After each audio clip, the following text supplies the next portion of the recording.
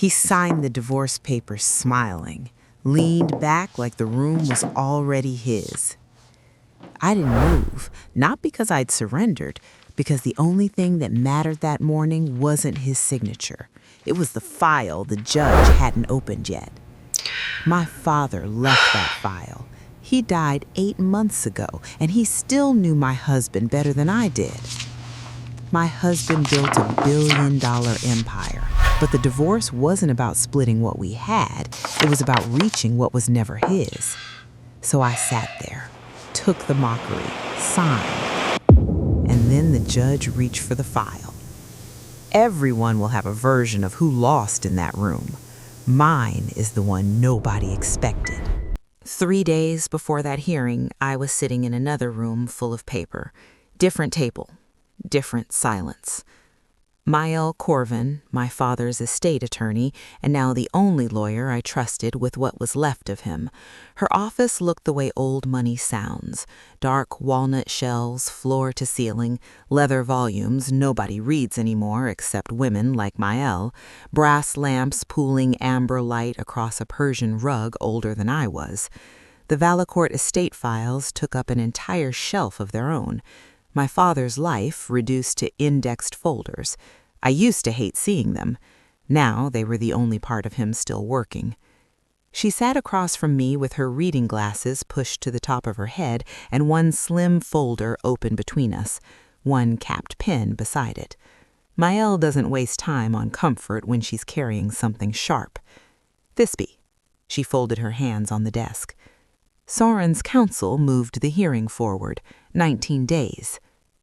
I let the number land. They can do that?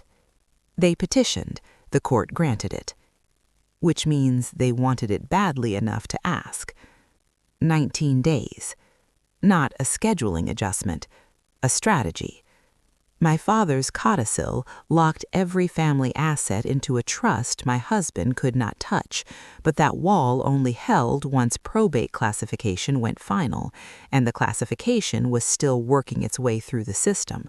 Until it landed, the trust was architecture without a lock. Soren's lawyers were sprinting to slam the hearing shut before that lock engaged. Mael laid it out. If hearing finalizes settlement logic before classification, his framework treats Valacourt-linked assets as leverage within the marital frame.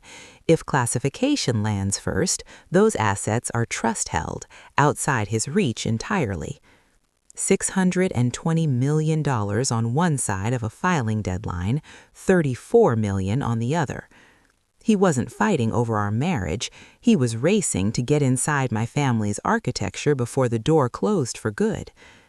And I'd spent 4 months treating this divorce like a negotiation when it was actually a heist with a filing deadline. I sat in that amber-lit office, surrounded by my dead father's paper legacy, and I thought, my husband weaponized the calendar. The man I shared a bed with for 6 years was stealing time, and I'd almost let him. The next morning, I spread Soren's settlement filings across my kitchen counter and did what I always do when the room gets quiet and the fear gets loud. I read. Not skimmed, read. Line by line, the way Mael taught me, looking not at what the words say, but at what they assume. My apartment was still. October light came through the floor-to-ceiling windows, flat and gray, the kind that's done pretending to be warm. I leased this place 3 months after moving out of Soren's penthouse. The broker saw my last name and showed me apartments where marble countertops were a given, 14-foot ceilings, built-in shelves I still hadn't finished filling. I picked it for the windows, not the stone, but some mornings the stone was all I noticed. Cold under my palms, expensive, someone else's idea of what a Valacourt kitchen should look like. The filings. His team hadn't asked for a standard split. They'd built their entire framework around proximity to the Valacourt structure, influence over asset valuations, advisory input on distribution timing, preferential terms on adjacent holdings.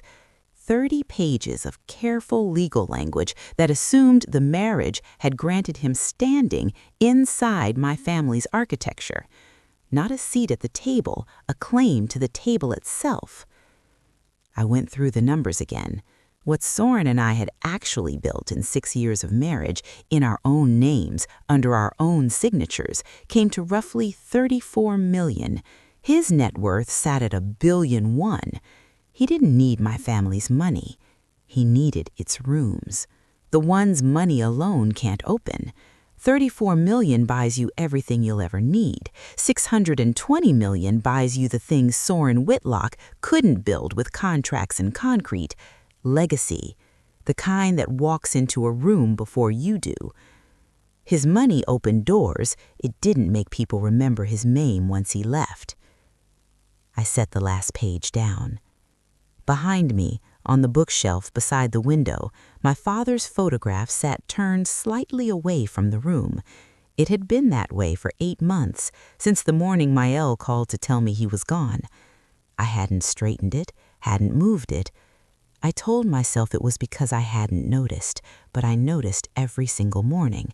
I just couldn't decide whether he'd turned from me or I from him, and touching the frame meant choosing an answer. I didn't touch it. I looked back at the filings, and I thought, Soren isn't divorcing me. He's making a claim. The marriage was the vehicle. The destination was always the Valacourt name. Maëlle called that evening, same day.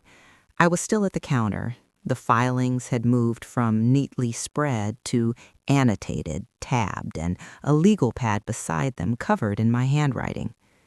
The gray light was gone. I hadn't turned on a lamp.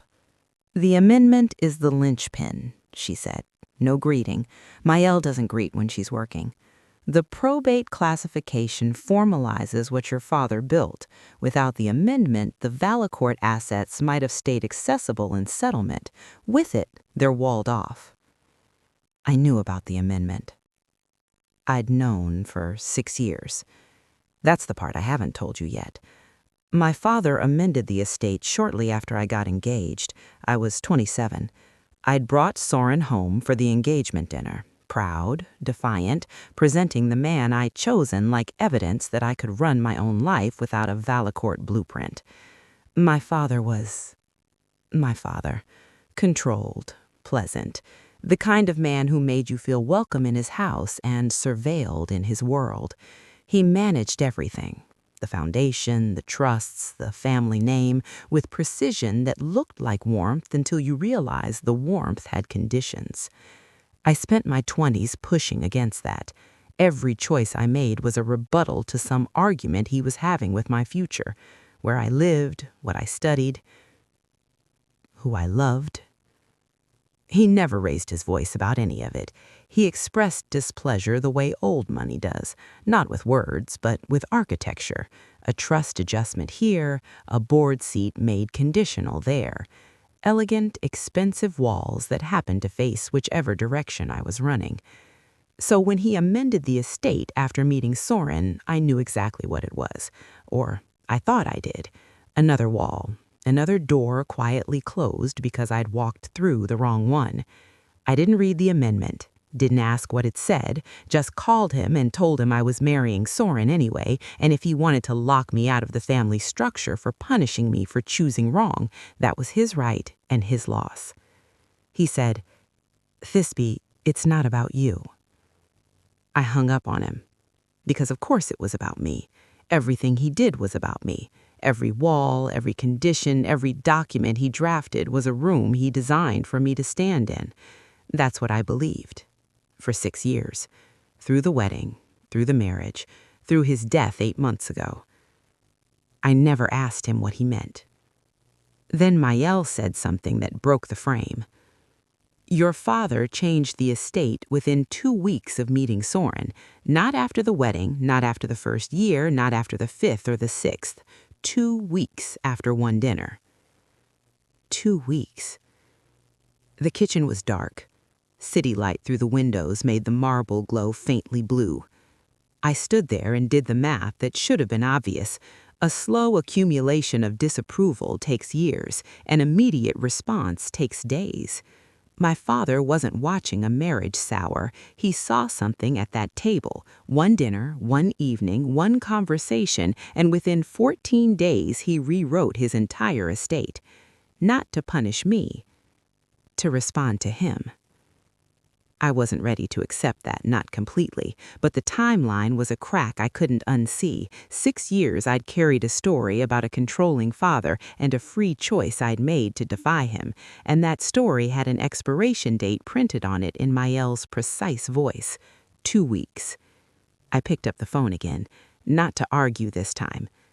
Mael, the dinner. What did he see? She was quiet for one date. Then, come to the office tomorrow. I'll show you the file. I set the phone down on the counter beside the legal pad and the annotated filings and the cold marble and the dark October windows, and I sat with the question I'd refused to ask for 6 years. What did my father understand about my husband that I couldn't afford to? The next morning, I was back in Mael's office.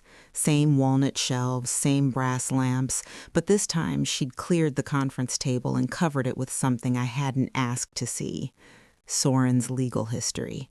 Not just the divorce filings, everything. Financial restructuring documents, asset reclassification requests, valuation maneuvers filed under his company's holding entities. She'd organized them left to right, chronological. Start at the left, she said. I started at the left. The earliest filing was dated 14 months ago. 14 months.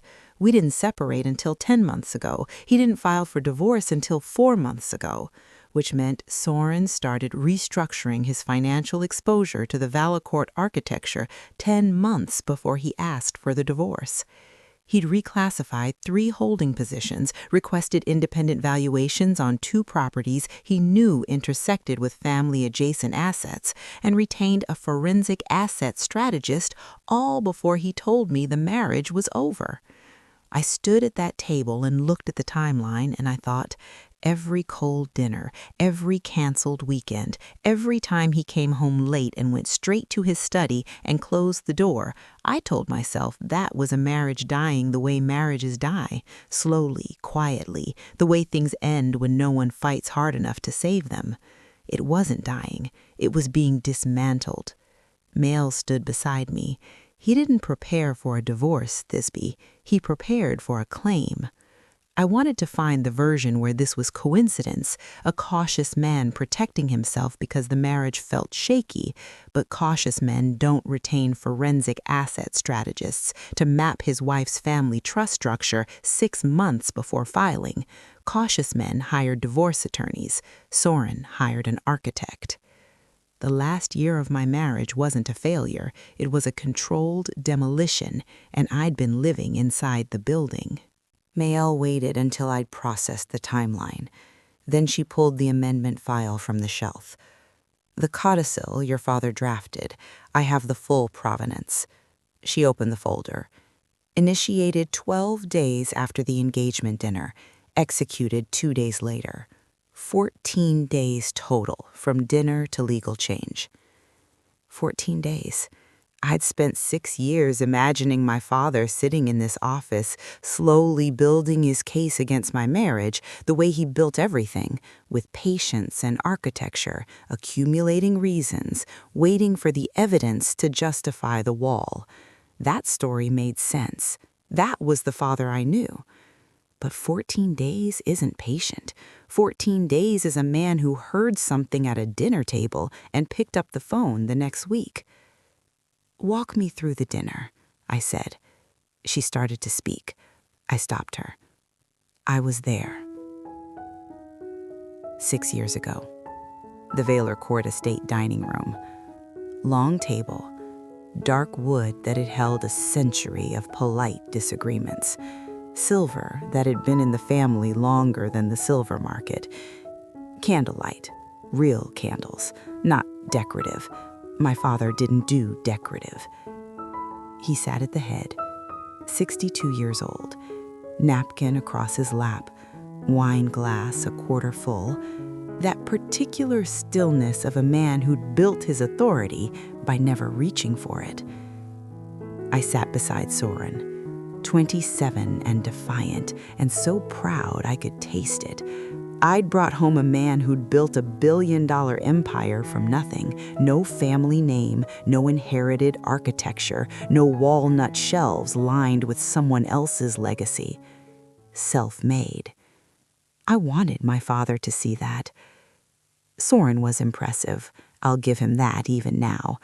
Charcoal suit that fit like it was engineered for the room. He asked my father about the foundation's coastal restoration work. He complimented the wine by vintage without being showy. He was performing respect, and he was better at it than anyone I'd ever brought to that table. Then, and God, I've replayed this 1,000 times, he shifted his wine glass an inch to the right. He does that when he's about to say something he's rehearsed. If someone in the family, say Ottilie, ever stepped into the family structure formally, would her spouse be expected to step in with her? He used my cousin's name, a hypothetical, the kind of thing a thoughtful fiancé might ask about the family he's joining. My father's hand paused. Napkin mid-fold. His fingers stopped. Not dramatically, not visible to anyone who wasn't watching his hands. I was watching Soren. I wasn't watching his hands. Then the fold resumed. He answered something pleasant, something I can't even remember. And the dinner continued. We had dessert. Soren drove me home. I kissed him good night, feeling like I'd won. 12 days later, my father rewrote his estate. I looked at Mael across the desk. He heard something in that question. He heard the question underneath the question. Soren wasn't asking about Ottilie. He was asking about himself, about whether marriage would grant him standing inside a family architecture that his own billion couldn't buy. He asked before the vows, before any of it. And here is the part I couldn't say out loud, the thing I've been circling since last night in my dark kitchen. I can't entirely blame him for asking. He'd built real wealth. He was marrying into a family whose structure was designed generations ago by design to keep outsiders outside. Old money walls don't announce themselves. They don't come with signs or locks. They come with trusts. And from Soren's side of the table, asking what the marriage meant inside the family architecture wasn't predatory. It was honest. Maybe the most honest thing he said all night. My father just happened to be the only person at that table who understood what honesty like that costs when it comes from a man who's already measuring the rooms. I sat with that for a long time. The admission that Soren's question wasn't predatory, just honest in the wrong room, made everything harder. Because if his question was reasonable, then my father's response was either paranoid or prescient, and I needed to know which. Did he ever say why? I looked at Mael. Not the legal rationale. Did he write anything, a note, a letter, a margin scribble, anything that explains what he was thinking? Mael reached for a separate folder, slimmer than the amendment filing. She opened it and slid one sheet across the desk. An instruction memo, attached to the amendment filing. Short, not even half a page. My father's voice, even in legal notation. Direct, unadorned, finished, the way he said everything that mattered. One line near the bottom. I read it twice because the first time, the room went sideways. The amendment protects the structure from a spouse who asks about access before the marriage begins. It is not a statement about my daughter. It is a response to her fiancé. Not a statement about my daughter. I sat in a dead man's lawyer's office and heard my father's voice for the first time in 8 months, not through memory, but through one typed sentence on a legal filing. And what he was saying, with the precision he brought to everything, was I wasn't the target. I was never the target. Every fight I'd had with him, every phone call I'd ended by hanging up, every holiday I'd shortened, every visit I'd canceled, every time I told myself he was trying to own my choices, all of it aimed at a wall he'd built to protect me from the man sitting beside me at that dinner. 6 years. I spent 6 years punishing a man for building a fence, and I never once asked what he was fencing out. Here is the question I still can't answer. If a man protects you without your knowledge, without your consent, without ever insisting you understand why, is that love? Or is it just control that happened to guess correctly? I don't know. I know he didn't guess. The filing pattern proved that. The timeline proved that. My father saw Soren clearly in one evening and responded with architecture. That's not a guess. That's a diagnosis. And I married the patient anyway. Mael let the silence hold. Then she closed the instruction memo, placed it back in the folder, and when she spoke again, her voice had changed from custodian of a dead man's reasons to strategist with a live operation. The probate classification order will be available for judicial notice tomorrow morning. The hearing is tomorrow morning. Same day, same morning. The lock and the door arriving at the same hour. If the judge admits the classification into the record before settlement logic finalizes, every Valley Court-linked asset exits the marital frame. His $620 million assumption becomes a $34 million reality. I understood the math. And if it doesn't land in time? Then his framework holds, and you negotiate from inside his architecture, not your father's. She removed her reading glasses and held them by one arm, the gesture I'd come to recognize as Mael measuring her words 3 times before releasing them. You cannot telegraph. Tomorrow morning, you sit in that room. You let him sign first. You let him lean back. You let his lawyers posture, and you say nothing, nothing that suggests the record is about to change. Any signal could trigger a motion to delay. If they adjourn, they regroup. If they regroup, they find the classification filing and fight it. She'd been building this wall for 8 months with the patience of a mason, one filing at a time, one classification at a time. Now she was telling me that the only thing standing between her architecture and a courtroom collapse was whether I could sit still for an hour.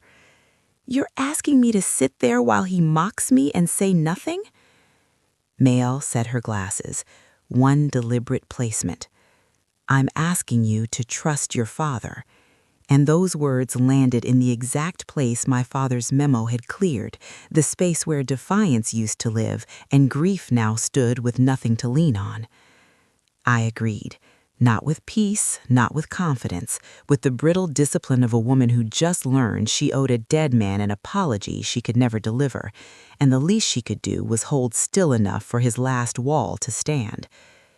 I drove home that evening, laid out clothes for the morning, charcoal wool dress, low heels, my mother's gold chain, armor that didn't look like armor.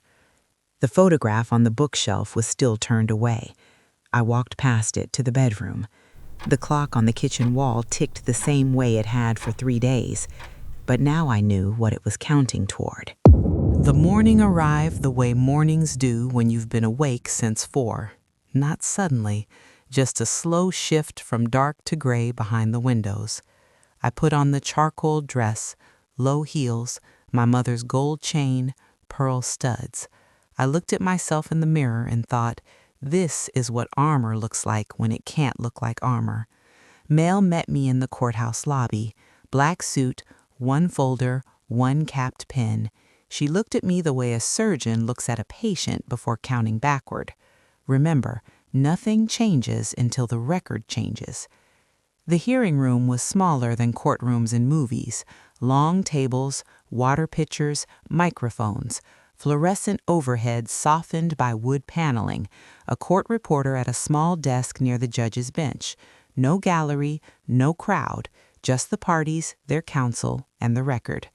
I sat, folded my hands on the table, Mail beside me, folder placed flat, pen aligned, glasses on her chest.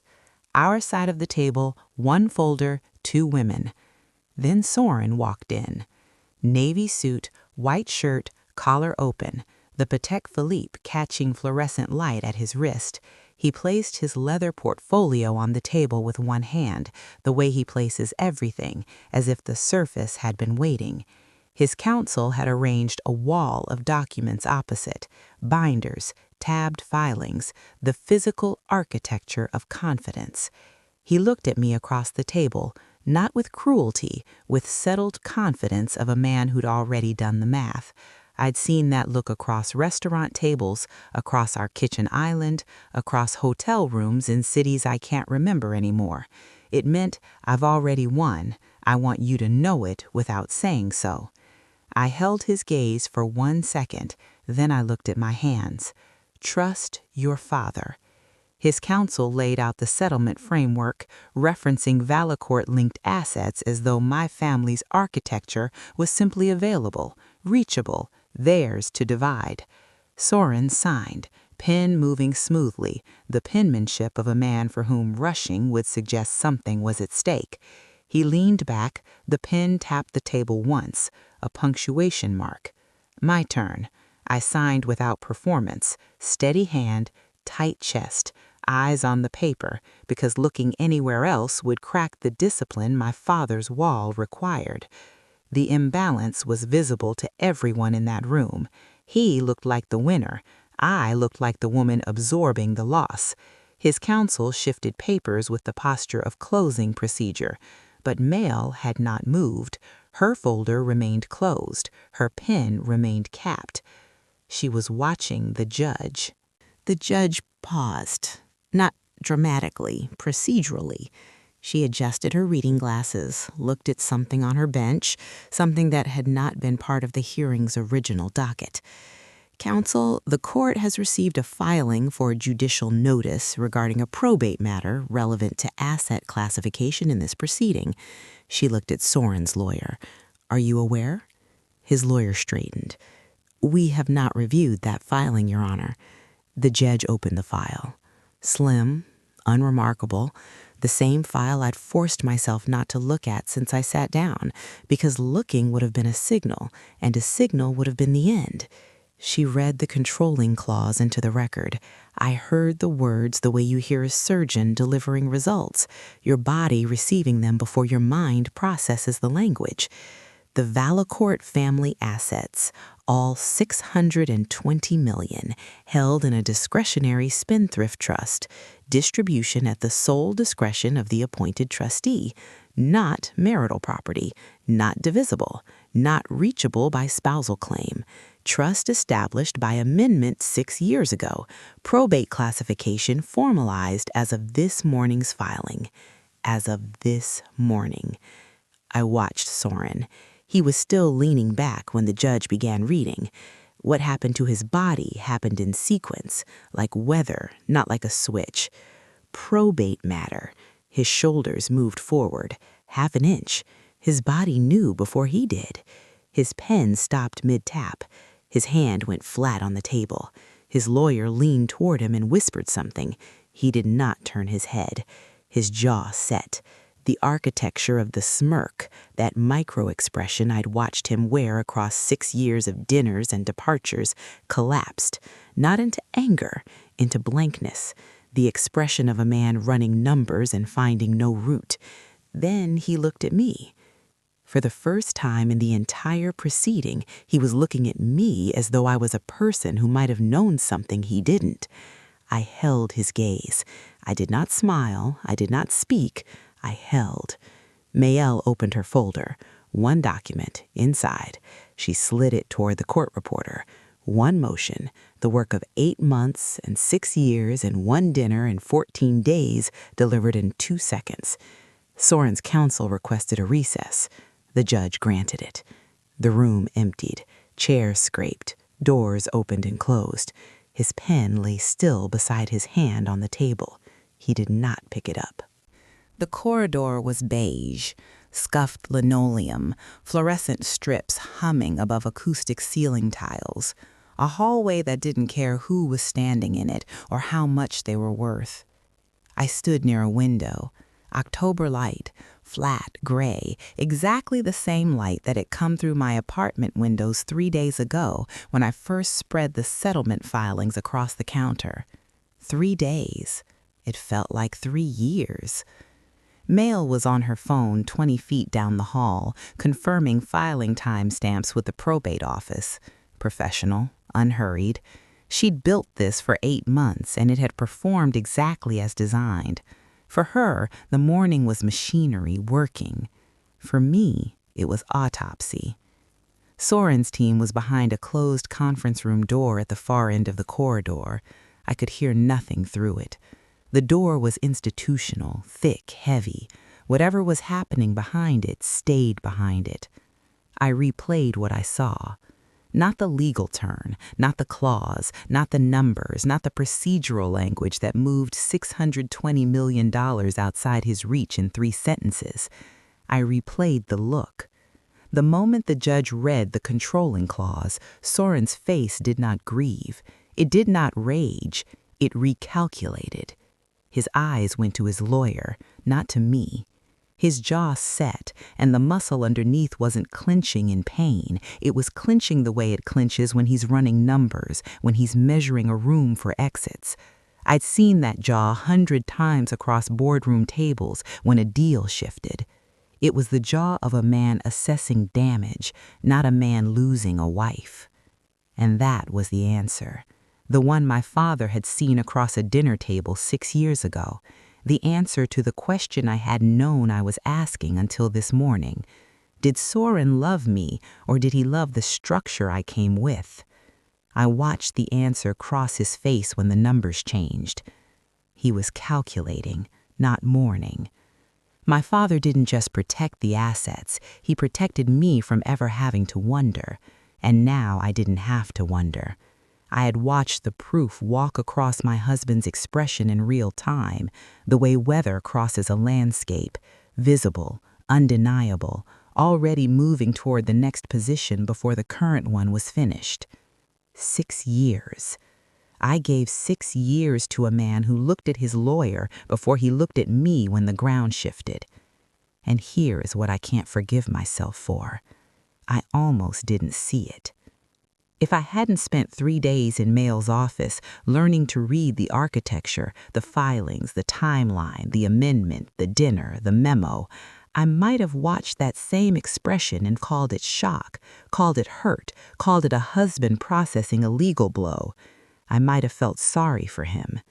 But I'd already seen the filing pattern. I'd already heard the question underneath the question. I'd already read my father's one sentence. So when Soren's face changed, I didn't see a husband losing. I saw the answer my father wrote an entire estate amendment to protect me from having to find. The corridor was quiet. Mail finished her call. She walked toward me and stopped 2 feet away, close enough to speak, far enough to let me have whatever I was having. The hearing will resume shortly. His counsel will withdraw the original settlement framework. The marital estate, approximately $34 million, will proceed under standard division. I nodded. $34 million, the real number, the honest number, the number that was always there underneath the $620 million he'd been reaching for. Fisby. Mail's voice was careful, the version she used when she was being a person, not an attorney. Are you all right? I looked at the window. Gray October light on beige walls. I won the room. She waited.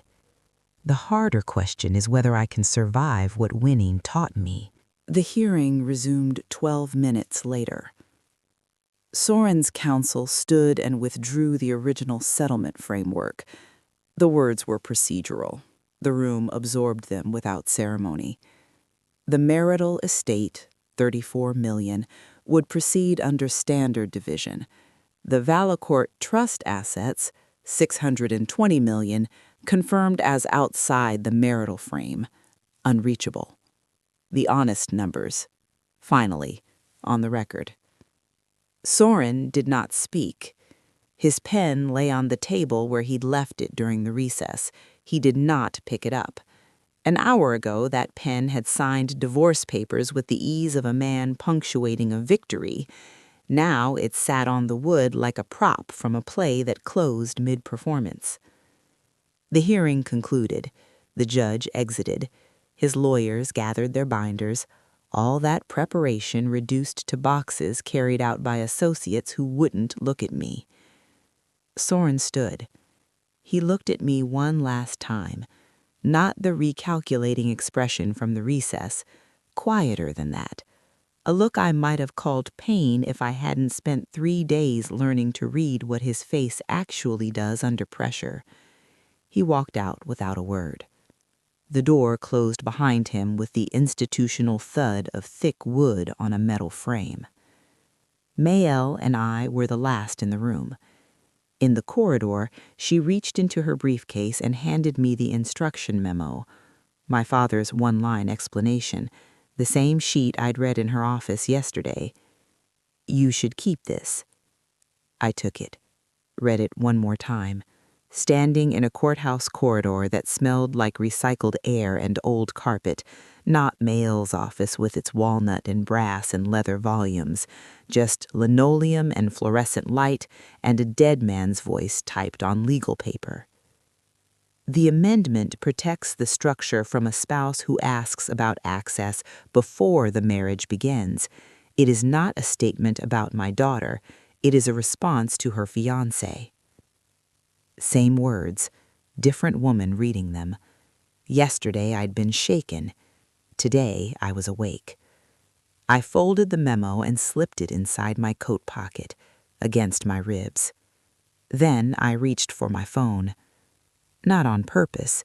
The reflex arrived before the memory, the way your hand reaches for a light switch in a house you moved out of years ago.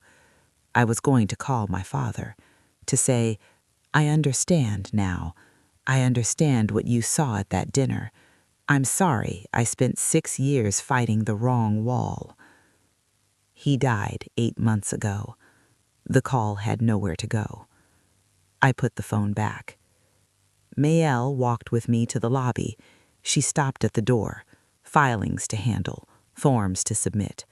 The architecture continuing its work even after the room had finished. "Thisbe." She paused, one of her single deliberate nods. "He would have been proud of how you held that room." I almost broke. The word proud from a woman who knew my father well enough to use it as a fact, not comfort. That word nearly ended the discipline I'd maintained all morning. But I'd spent the last hour proving I could hold. One more room. "Thank you, Mayel." She turned back into the building. I walked out alone. The courthouse steps were ordinary, concrete, scuffed, damp from morning rain that had stopped while the hearing was changing everything inside. No one was waiting, no press, no family, just October air, cold, wet stone, exhaust from the street below. I paused on the top step, briefcase in one hand, my father's memo against my ribs, the charcoal dress, the low heels, the gold chain, all the armor I'd chosen that morning, still intact. One full breath, the first one all day that didn't have a strategy attached to it. I walked down the steps. I didn't look back. He signed the divorce papers smiling. I can still see it, the pin, the lean back, the tap on the table. That was 3 days ago, or 6 years ago, depends on how you count. The pen stopped eventually. I watched it happen, watched his confidence leave his body one muscle at a time. People will ask if that felt like victory. It felt like watching someone fall and realizing you'd stopped wanting to catch them. My father saw this coming, One dinner, one question Soren asked about a family structure that wasn't his to enter. 14 days later, the estate was rewritten. He never told me, not because he didn't trust me, because telling me would have meant telling me I'd chosen wrong. And he was a man who'd build a $620 million wall before he'd say that sentence to his daughter's face. I used to think protection without permission was just control in better clothes. I'm not sure anymore. Maybe it's both. Maybe that's what love looks like when the person you love won't listen and you're running out of time. He died 8 months ago. I can't call him. I can't say the words he earned. So I turned his photograph forward, set his memo beside it, and some mornings I stand close enough to read the words through the glass. Some mornings, that's enough. We were both wrong about how to love each other. He just happened to be right about everything else. This is American Billionaire Tales, where fortune meets fate. Some walls only make sense from the other side. If this stayed with you, if you're still deciding who really lost in that room, tell us in the comments. Share this with someone who'll argue back. And if you want to sit in a story like this again, subscribe. We're not done.